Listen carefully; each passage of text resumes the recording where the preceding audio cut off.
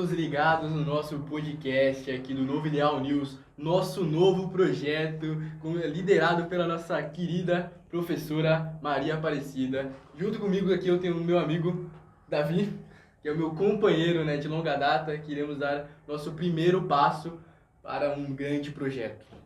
E para começar esse projeto, não poderíamos começar com uma convidada melhor de quem foi a ideia de criar esse projeto. Exatamente. Ok. Bom, professora Maria Aparecida, gostaria de falar um pouquinho mais de você. Quem é Maria Aparecida, né? Eu, em primeiro lugar, sou a professora de vocês, prazer. Prazer Ok. todo nosso. Bom, eu sou mãe, sou filha, sou mulher, como vocês estão vendo, com certeza. E sempre tive o sonho, desde pequena, de ser professora. Só que eu, no meio do caminho, eu me desviei desse sonho totalmente. Porque vem muitas conversas de adultos aí, professor sofre muito, professor não ganha muito. Então, a gente vai para outras influências. E eu acabei fazendo contabilidade, fiz ciências contábeis. Trabalhei 15 anos em uma empresa infeliz, porque não era aquilo que eu queria. E, de repente, quando eu já era mãe, meus filhos já tinham lá seus 13, 14 anos, eu larguei tudo e resolvi ir atrás do meu sonho. E o único arrependimento que eu tenho até hoje é não ter começado desde o início a dar aula. Mas nunca é tarde, né? Pra gente começar. Né, então, a sua chegada aqui no Colégio Novo Ideal foi uma chegada muito turbulenta? Você foi bem recebida? Como é que foi essa chegada, professora? Foi em 2018. Eu nunca tinha dado aula em colégio particular e eu comecei a dar aula em 2015. Aí eu comecei no estado e eu não pegava, como eu era a categoria O, eu não pegava o ano completo. Eu sempre pegava a partir de julho até de agosto, né? Depois das férias até dezembro. Aí eu cheguei aqui no Novo Ideal, ainda não era nessa unidade, era na unidade da Itabiraba. Fiz a entrevista com o nosso coordenador Edson. Achei que eu não tinha passado, fiz a entrevista em dezembro e ele me chamou nunca vou esquecer, dia 12 de janeiro de 2018. Aí ele me ligou, grande dia, me ligou perguntando se eu estava disponível, eu disse que sim e ingressei no Novo Ideal, estou aqui, graças a Deus, até hoje. Esse sonho que você fala, o que te fez realmente querer dar aula? Bom, eu sempre amei de paixão literatura. Então, eu acredito que a literatura ela não tem que ficar só pra gente. Então, ler um livro é muito bom, é compensador, é renovador, nos faz sair desse mundo, dessa realidade cruel, às vezes, que a gente vive. Só que eu acho que não é um processo que nós deveríamos guardar somente para nós. Eu acho que é um processo que a gente deveria demonstrar para os outros, inclusive para vocês que estão começando a vida de vocês, o que é esse gostar da literatura. E eu acredito que, não sei, eu acredito que eu demonstro isso porque alguns alunos, depois de eu dar aula, vieram para mim e falaram: Pro, eu nunca gostei de literatura e depois das aulas da senhora eu passei a gostar. Sobre outros projetos que eu faço, o projeto da escrita criativa, da mesa redonda. Pro, eu não gostava de ler. Até abrindo um adendo aqui, numa prova, eu estava corrigindo a prova e me emocionou de uma aluna do 7º ano, isso foi o ano passado. E ela colocou, no final da questão, ela colocou assim: Pro, eu nunca gostei de ler, mas por conta dos seus projetos, hoje, meus presentes preferidos de aniversário são livros. Porque hoje eu devoro um livro atrás do outro, então aquilo é muito gratificante. Como eu não sou uma pessoa chorona, imagine que eu corrigi a prova à base de lágrimas. Os livros têm muita essa qualidade, né, professora? A gente consegue se livrar dessa nossa realidade, às vezes, muito deplorável, né, professora? A gente entra imersivo naquele livro, a gente consegue imaginar cenários, coisa que não é muito abrangente nos filmes, né? E nas séries. Sim. Nas séries não tem essa questão de você imaginar como é que é alguma coisa. Porque a série, os filmes, tudo aquilo que o livro dá vazão para você imaginar, eles já colocam como cenário. Exatamente. E às vezes passa despercebido. A gente fica ali focado na personagem principal, no próprio enredo mesmo, e a gente passa despercebendo alguns cenários. Já o livro não tem como passar despercebido, porque o cenário está descrito. Então a literatura, o filme, a série, tem o cenário que o diretor colocou ali, o cinegrafista colocou ali.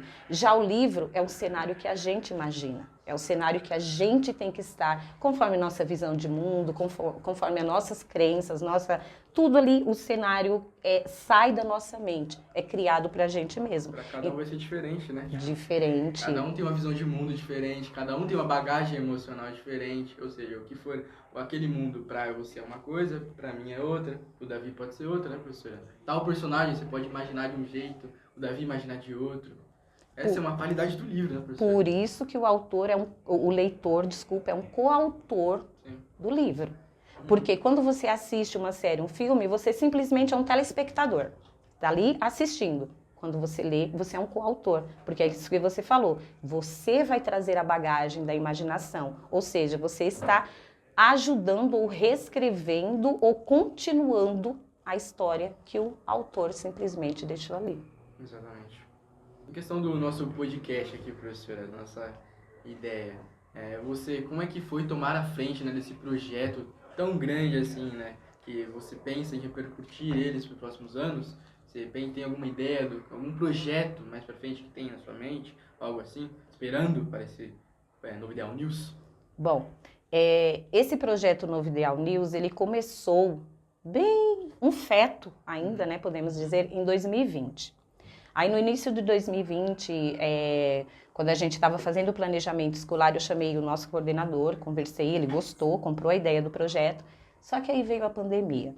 Claro que a pandemia mudou muito o nosso foco, mudou nossa realidade, aí cada um foi ter aula em casa, trabalhar em casa, a gente não poderia se comunicar, então ficou inviável esse projeto aqui.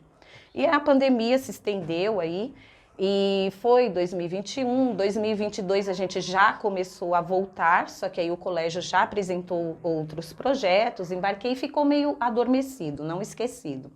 Aí quando foi no final de 2022, a gente estava planejando a questão do projeto e eu cheguei e falei, eu queria voltar a dar continuidade ao projeto de 2020. E o Edson pediu para eu fazer um esboço do projeto, pesquisei, fiz. Porque a minha intenção não é fazer um projeto que abranja metade do primeiro ano, metade do segundo, metade do terceiro. A minha intenção é abranger o colégio inteiro. Eu quero que todo o colégio se mobilize por conta desse projeto. É legal ter um jornal, os alunos saberem das notícias, porque eu acho que hoje em dia, com essa questão de internet, influencer, Instagram, dificilmente uma criança, um adolescente vai parar para assistir um jornal e ver as notícias mais importantes. E não é somente as notícias mais importantes, é o que acontece dentro do Novo Ideal, projetos, porque só nesses poucos meses que a gente está com esse projeto, a gente passou a ter conhecimento que a gente não tinha de projetos dos Fundamental Anos Iniciais, que são projetos excelentes que a gente não conhecia, ou seja, é um colégio que não se conhece por completo. Falta essa comunicação. Né? Essa comunicação abrangente não tem aqui, né, professora? As informações decorrem, a gente nunca sabe de nada, né, do que está acontecendo. No máximo, assim, uma festa junina, que é um evento muito grande. Uma festa sarau. Junina, exatamente, um sarau. Então a gente podia falar um pouquinho mais do sarau mais pra frente, né, professora? Em relação à pandemia, a gente sempre fala, né, como é para os estudantes, como foi difícil para os estudantes a pandemia, a gente sempre acaba esquecendo dos professores. A pandemia, para a senhora, foi algo muito complicado? Você passou por muitas turbulências? 2020 eu só chorei e assisti televisão, e olha que eu nem gosto muito de assistir televisão, então eu passei assim uma overdose de televisão. Eu dava aula, deitava no sofá e chorava e assistia televisão. Mas graças a Deus, eu pelo menos assim, de fato nunca peguei dengue, então já fiquei aí meio doente, fiz teste, mas deu negativo, então acredito que realmente nunca tenha pegado.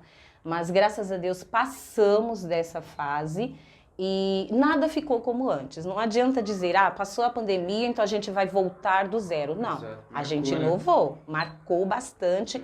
E é o que eu costumo falar, até não sei se cabe aqui a resposta, mediante essa pergunta, é o que eu costumo falar para vocês em sala de aula. Eu acredito que depois de 2020 nós teremos um novo movimento literário. Não vai ser esse contemporâneo que a gente está vivendo, porque não tem como. Porque a literatura, ela vai se basear na realidade. E a partir de 2020 para cá, a realidade mudou totalmente, drasticamente. As características aí mudou até dos livros que estão sendo escritos, agora você percebe, mexe mais com o psicológico da personagem, não que não mexia antes, já mexia, mas acho que agora é uma coisa mais profunda, questão desse confinamento que a pandemia nos propôs. A pandemia também, né, teve seus malefícios, teve todos os seus maus, né, professora? Mas ela também possibilitou a gente facilidades, né, como o trabalho home office, que não era tão falado antigamente, trabalhos de escola à distância, online. Você acha que esse novo tipo de ensino é mais digital, sabe? Você acha que ele pode substituir os livros, o caderno, a escrita, ou você acha que a escrita vai sempre prevalecer e é sempre o melhor método? Para mim, professora Maria Aparecida, eu acho que o livro físico é o melhor método. É o melhor método, mas eu vejo aí, até por questão de outro projeto que eu tenho, que vocês conhecem, a Mesa Redonda, eu vejo aí que muitos alunos trazem livros online. Eu não tenho livro físico, mas eu li através de um link, não sei o quê. Então, eu acho que para a nova geração, vai substituir muito. O online vai substituir o físico. Mas eu acredito que não vai ser 100%.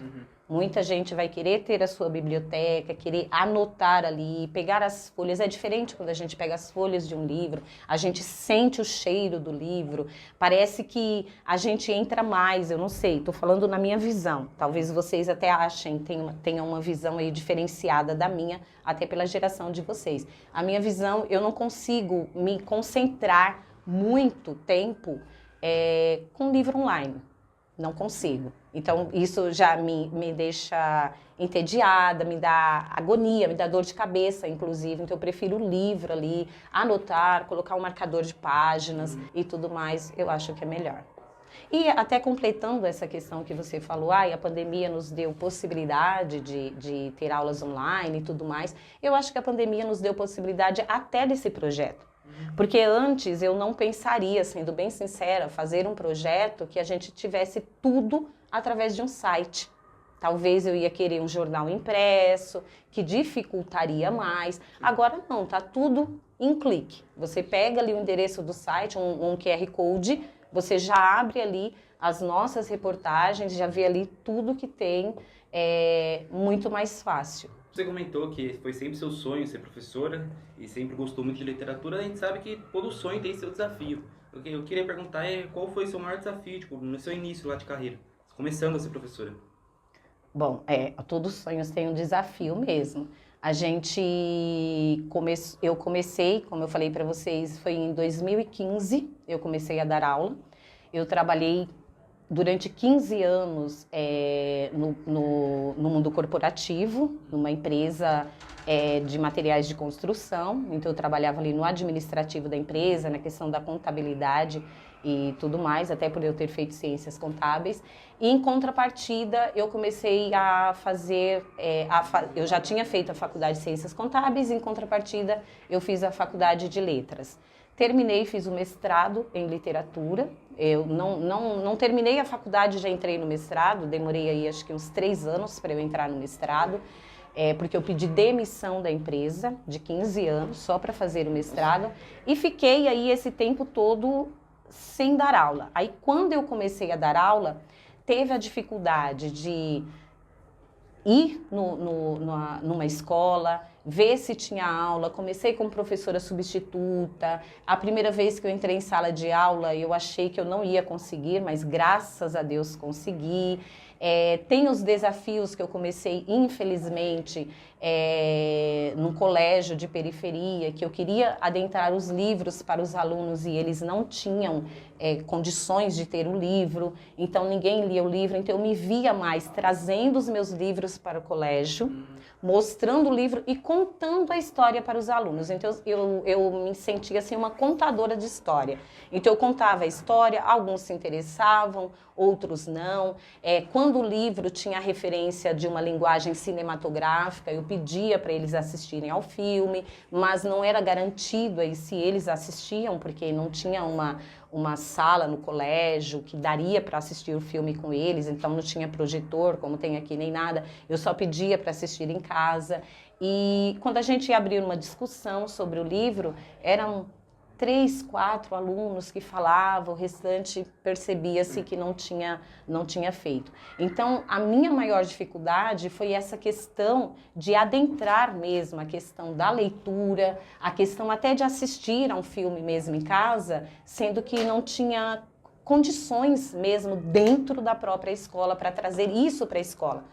Eu trazer o filme para a escola, assistir com os alunos na escola, não tinha essa possibilidade. Então, eles teriam que fazer isso como lição de casa e na maioria não era feito. Então, isso foi um desafio muito grande durante a minha carreira no início. A literatura sempre teve esse ar, né, de professora, desestimular a criança. Parece que o adolescente nunca busca o livro. E agora, com esses celulares ainda, né, professora, o estímulo muito fácil, né, a dopamina muito fácil com as redes sociais, com os jogos, a literatura acaba deixando de lado. Em relação ao material da escola, né, se no computador, né, no Geek, no Chromebook, você acha que acaba atrapalhando o desenvolvimento do aluno em questão de ser algo, não, como você disse, não é um livro que você sente, quando você abre uma página, você folheia, é totalmente diferente, né, professor? É algo digital, na hora de você fazer um trabalho tem a opção também do aluno, dele acaba colando. Você acha que atrapalha, assim, o desenvolvimento do aluno? Bom, eu não digo que atrapalha o desenvolvimento do aluno, eu digo que mais amplia uma área de conhecimento do que atrapalha.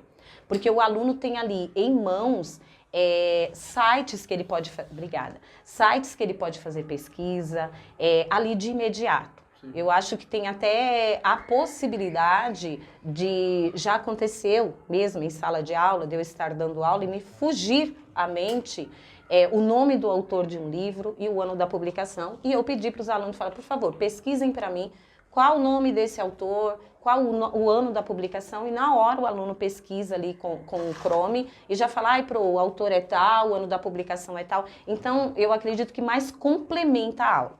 Eu costumo falar para vocês o seguinte, eu acho que a base da vida é o respeito.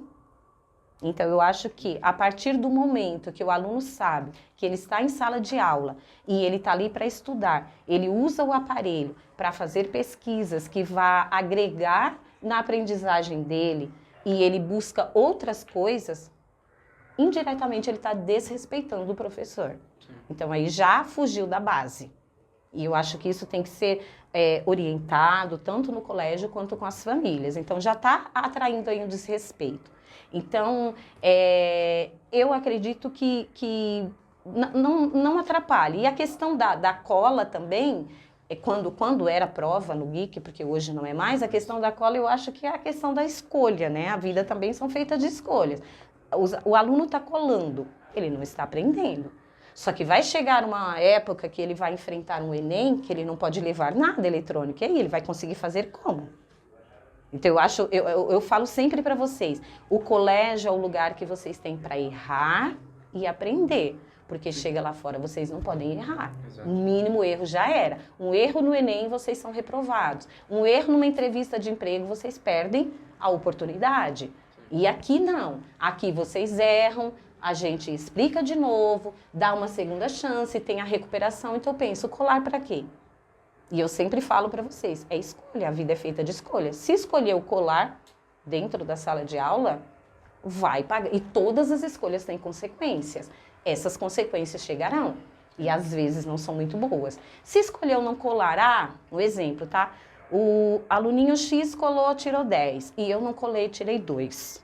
Nossa, então não vale a pena colar? Não. O aluninho X que tirou 10, o professor vai achar, entendeu toda a minha matéria. Então não tem por que eu chamar esse aluno e explicar novamente. Já o que tirou 2, eu vou chegar e falar, você tirou 2, vamos fazer uma recuperação, vou dar uma aula para você em cima daquilo que você não conseguiu. O aluno realmente vai aprender. Só que esse aluno que tirou 2 e não colou, com a recuperação do professor, ele tem uma possibilidade muito maior de chegar no Enem, numa entrevista de emprego e ele passar. Aquele que tirou 10 colando, provavelmente, não estou dizendo que é 100%, pode sofrer as consequências negativas. Aproveitando que você entrou mais nesse tema de aluno, teve alguma época aí que você encontrou um aluno que realmente te desafiasse? Foi muito complicado dar aula, ou ele atrapalhava a aula? Olha a pergunta. A gente sempre encontra. Eu costumo dizer assim, os alunos que eles são mais quietos,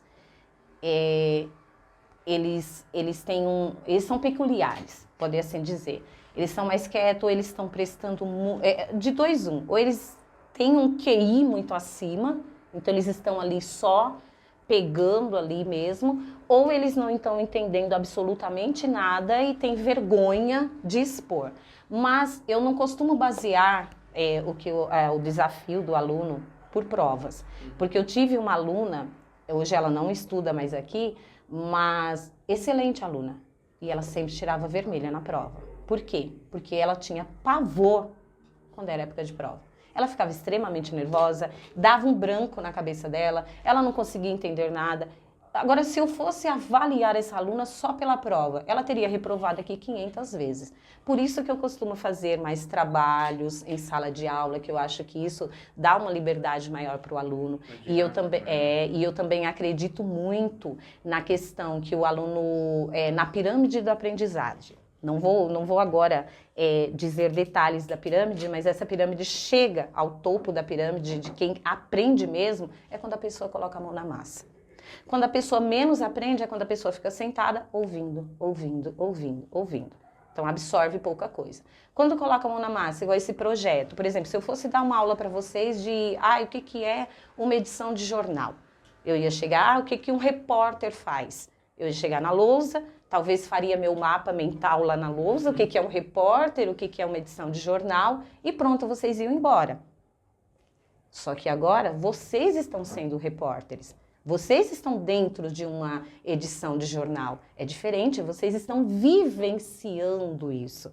Vocês não estão ouvindo um professor falar na lousa o que é um repórter e o que é uma edição de jornal. Vocês estão vivenciando a coisa. Então, eu não estou dizendo que vocês vão sair daqui jornalistas, se não é o caso que vocês quiserem. Mas vocês vão sair daqui, que é a minha expectativa, com uma visão crítica maior. Vocês vão sair daqui com uma expectativa de eu falar assim, Davi, eu quero esse copo com alguns piluritos para reportagem. E você chegar, eu trouxe pilurito, mas eu também achei melhor trazer chocolate e achei melhor trazer esse negocinho aqui que eu não sei o que é. Então, os docinhos aqui. Ou seja, você foi a mais do que foi pedido. Diferente de eu pedir o pilurito e você só trazer o pilurito, eu chegar e falar assim, não achei pilurito. Não fazer só o mínimo, né? Entendeu? Não fazer o mínimo. Então, na minha expectativa, esse projeto vai dar essa liberdade para vocês, de vocês saírem daquilo que é só pedido. Eu lembro que na nossa primeira reportagem, eu pedi para vocês fazerem, até porque veio para mim no meu Instagram uma questão lá do BBB, se era racismo ou não, e eu falei, gente, a gente vai trabalhar racismo, só que a gente separou em grupo. Logo que está falando racismo, vamos falar de todos os tipos de preconceitos, vamos falar sobre etaridade, vamos falar sobre xenofobia, sobre homossexualidade, não é só racismo e fica naquele foco. Então, vocês estão colocando a mão na massa, vocês estão correndo atrás, vocês estão pesquisando, vocês estão indo ao colégio tirar as opiniões das pessoas, conhecendo mais. Então, isso para mim agora é uma pergunta, vamos mudar aqui, que eu vou fazer para vocês. Claro. O que foi melhor? Vocês colocarem a mão na massa, vocês correrem atrás, ou eu explicasse na lousa o que é o projeto, o que é pesquisar e o que é a função de um repórter? O que vocês acham que aprenderiam mais? Eu sinto que nem você citou há poucos instantes sobre a relação da pirâmide, né? Quando o aluno ele só escuta, ele não interage com a aula, ele não faz anotações, ele acaba aprendendo muito menos, né? Retomando. E agora sobre esse projeto que a gente está fazendo, a gente está colocando a mão na massa, a gente está tendo que correr atrás dos nossos objetivos, né? É muito mais fácil aprender desse jeito do que aprender só observando. Por exemplo, muitas pessoas criticam a lição de casa, né? Ou as lições de sala de aulas, mas elas são muito boas, porque quando você sai da escola, às vezes você não absorveu tudo o que o professor falou. Aí com a lição de casa, você acaba retomando o que você aprendeu. Às vezes, eu não entendi tal coisa. Como você disse, temos a internet, né? A gente tem uma biblioteca muito grande de informação. Vasta, né? Exatamente. Não entendi tal coisa. Eu vou lá, pesquiso na internet uma videoaula, um texto informativo. Então é isso aqui que o meu professor falou na sala de aula. Já retoma as ideias já, bate com o que você falou e acaba entrando muito mais na mente do aluno, né? Aí na hora que ele for fazer uma prova, ele vai conseguir, né, se garantir muito mais na hora de tirar uma nota porque ele estudou em casa. Eu prefiro muito mais essa abordagem mais fazendo projetos do que a lição só falando na aula. Ao contrário do Felipe, eu não gosto tanto da lição de casa. Já tem muita coisa para fazer, né? Porque eu não sinto que eu realmente aprendo, tipo, uso o conhecimento da aula. Às vezes eu esqueço e, tipo, eu sei que a intenção seria usar aquilo ali justamente para aprender, para tentar prender na sua mente aquilo lá. Mas eu acabo só meio que sobrecarregando, eu acabo errando alguma coisa e quando eu acabo errando eu não aprendo. Não sei se deu para entender. Deu. Esse ponto é bem válido, professor. Às vezes o aluno já está saturado também da escola, daí ele tem muita lição de casa para fazer, acaba dando um over na cabeça Sobrecarga, dele. né? Então uma sobrecarga. Ele, ao invés de aprender, ele Desaprende. acaba desaprendendo, porque ele não vai conseguir fazer a lição de casa com tanto empenho, porque ele já teve muita aula, um conteúdo muito massivo dentro da própria sala de aula. Ao invés dele conseguir absorver tudo, ele vai fazer o contrário, né, professor? Ok, bem válido isso que vocês falam. Eu acredito que quando um professor está explicando a matéria, eu tô até tirando por mim, né? Quando eu tô ouvindo alguma explicação, eu entendo tudo. Aí quando eu vou colocar aquilo na prática, que eu vou fazer, aí as minhas dúvidas afloram. Esse é o problema. Né? E aí, eu até comento isso com vocês, a gente vai tirar as dúvidas na hora dos exercícios, porque é ali que as dúvidas vão aflorando, porque o professor, ele ainda vai explicar de uma maneira mais simplificada para entrar na cabeça do aluno, e às vezes o exercício não é tão simplificado assim. Sim. Então ele traz um teor de complexidade um pouquinho maior do que aquela explicação, aí o aluno trava totalmente. E eu acredito que aí a internet ajuda, mas, é como o Felipe falou, a gente tem uma biblioteca vasta, mas às vezes o aluno não sabe pesquisar. É o que eu falo para vocês, vai pesquisar um assunto na internet, pesquisa no mínimo em 3 sites diferentes. Aí o aluno pega o primeiro site, não vê uma comparação, fica aquele copia e cola. Eu vi isso, não vou nem mudar. Então, eu acredito que uma pesquisa em casa, sem professor, sem nada, se vocês tiverem uma dificuldade, façam a pesquisa, mas não copiem e colem. Façam a pesquisa, desliguem o Chrome e tentem colocar no caderno aquilo que vocês entenderam daquela pesquisa. E não tenham medo, não entendi nada, misericórdia. Leia 10 vezes, se for possível. Não entendi nada. Traga para a sala de aula, professor. Eu li essa pesquisa, mas não consegui entender nada. O senhor pode me explicar? Aí, juntamente ali, o professor explicando para o aluno, eu acho que fica ali mais fácil. Não sei, facilita mais a questão da aprendizagem. Sim. Professor, retomando um pouquinho mais sobre aquela questão do aluno com dificuldade, assim, um aluno que desafiou, já pegou alguma turma inteira, assim, que você viu que aquela turma ali não anda, eles não conseguem aprender, você tentou diversas maneiras em estilos de aprendizado, explicou de um jeito, explicou de outro, então assim os alunos não aprendem. Já teve algum tipo de sala assim? Turma inteira não. Turma inteira não? Turma inteira não. Porque a aprendizagem, ela não é única, né, para todo mundo. Então, a maneira que você entende, é o que a gente voltou lá na literatura, na questão da personagem. A maneira que você entende o que eu estou explicando já é diferente da que o Davi entendeu. Isso não quer dizer que vocês, um tenha entendido e o outro não. Pode acontecer, mas às vezes os dois entenderam, chegaram no ponto principal, mas de maneira diferente. Mas sim, já peguei muitos alunos com dificuldade, que a gente tenta explicar de várias maneiras e o aluno não entende. E já peguei aluno que, eu não entendi isso daqui. Aí você explica, não entendi, Você explica de novo, eu entendi. E você percebe que o aluno não entendeu. Ele só diz, quando faz esse, já percebi que o aluno não entendeu. Ele só ficou envergonhado de perguntar tantas vezes a mesma coisa. Mas eu acredito que o aprendizado acontece. Não tem como o aluno sair dizendo, nossa, eu não aprendi nada. Então, quando o aluno tem maior dificuldade, eu tento avaliar o aluno assim. O aluno tem a dificuldade de colocar a vírgula no vocativo.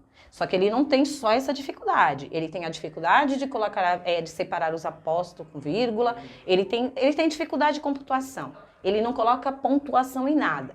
E eu vou explicando ali o vocativo, os apóstolos, pegar essas duas matérias só para simplificar. E no final, o aluno não coloca vírgula em apóstolo, mas ele consegue colocar no vocativo. Ele aprendeu. Alguma coisa ele aprendeu. Ele aprendeu. Sim.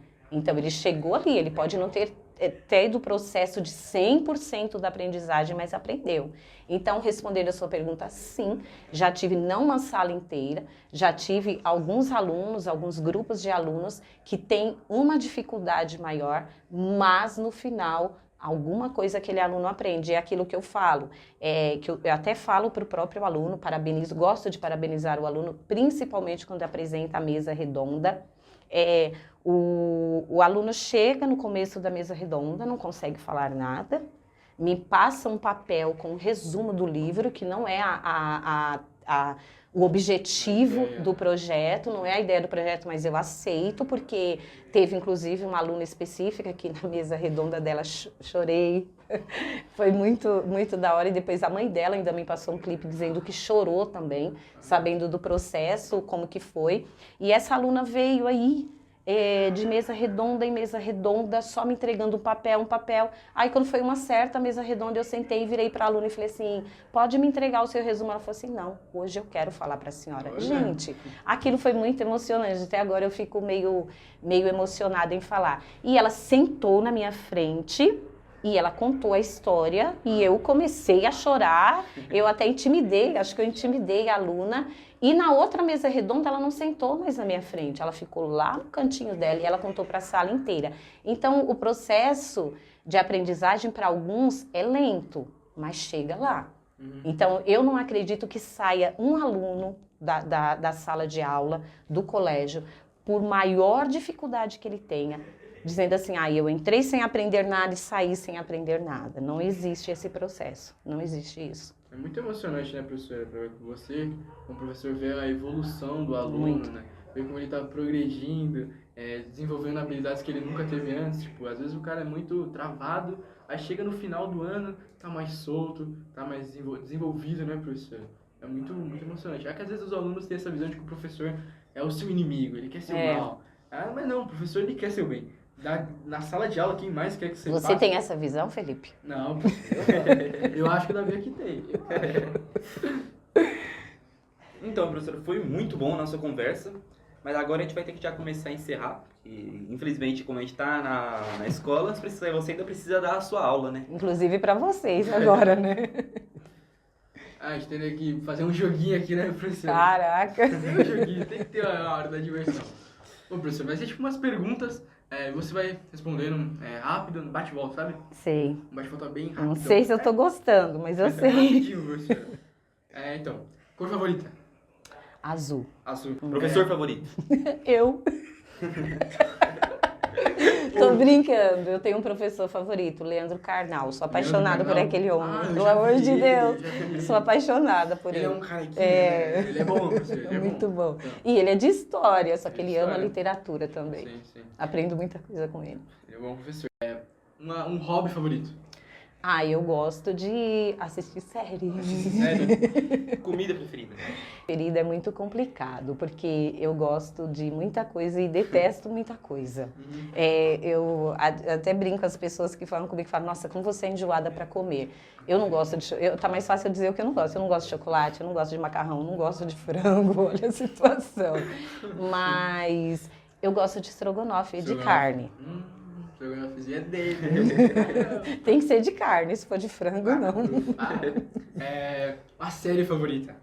Gente, a série que eu mais gostei é This Us. This Us? Me fez chorar. É uma Caramba. série de ficção científica do quê? Não, é uma série familiar que tem ali o casal, que eu gosto dessas coisas que tem, por exemplo, dois tipos de narração ao mesmo tempo. Então começa com o passado da família e o presente, então eles vão intercalando. É um casal ali que ele tem gêmeos não, trigêmeos, e quando chega no dia do parto da mulher, um dos bebês morre. E é uma família aí, de casal branco, que tem os bebês brancos e tudo mais. Só que naquele dia, um bebê negro é deixado na porta do hospital. E essa família adota para ficar no lugar desse terceiro. E aí começa a vida dos filhos e a vida do casal intercalado, como foi o processo de criar esses filhos e as dificuldades que esses filhos passam, que as dificuldades da vida adulta que a gente passa. E é uma série que me emocionou muito. Eu assisti há pouco tempo não, já faz acho que mais de um ano que eu assisti e já está na minha lista para eu assistir novamente, porque é maravilhosa. Seu livro favorito? Para encerrar, professor. 100 Anos de Solidão, de Gabriel Garcia Marques. É um livro assim que, inclusive, eu costumo dar de presente para alguns alunos do terceiro ano. Ver se vocês conseguem pegar esse livro, principalmente os alunos que se destacam em literatura. É um livro que eu acredito que ninguém deve morrer antes de ler esse livro. É maravilhoso. Ótimo, né, professora? Muito obrigado aqui pela nossa conversa. Obrigada a vocês. Pela nossa entrevista do nosso podcast. Uma salva de palmas aqui. Principalmente para vocês, que eu adorei. Obrigado. Amei as perguntas de vocês. Vocês estão de parabéns. Toda a equipe também, que às vezes não é vista, mas sem vocês isso aqui não aconteceria. Parabéns. Vou até Muito dizer obrigado. o nome. Luiz Felipe, do segundo ano. Hugo, minha paixão, do terceiro. Cauã e Júlia, do terceiro ano. Parabéns vocês. Ok? Obrigado. Muito obrigado a todos que assistiram.